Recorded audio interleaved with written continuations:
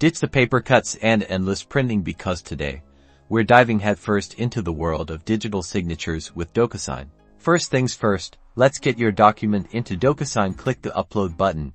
Usually located prominently on your dashboard, you can choose a file from your computer, or even import directly from cloud storage services like Google Drive, Dropbox, or OneDrive. Docusign supports various file formats, including PDFs, Word documents, and more.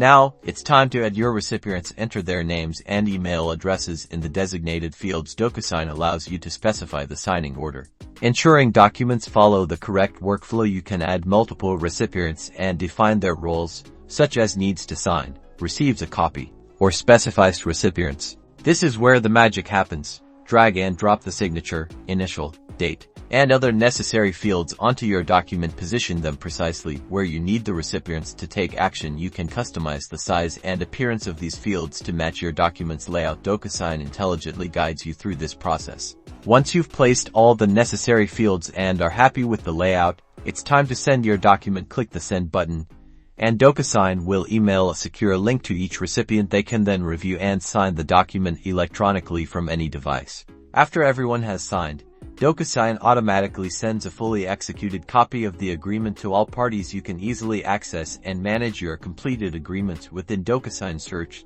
download, and organize your documents for easy retrieval. And that's it. You've successfully used Docusign to streamline your document signing process, save time, reduce errors, and embrace the efficiency of digital signatures. Be sure to like and subscribe for more Docusign tips and tricks.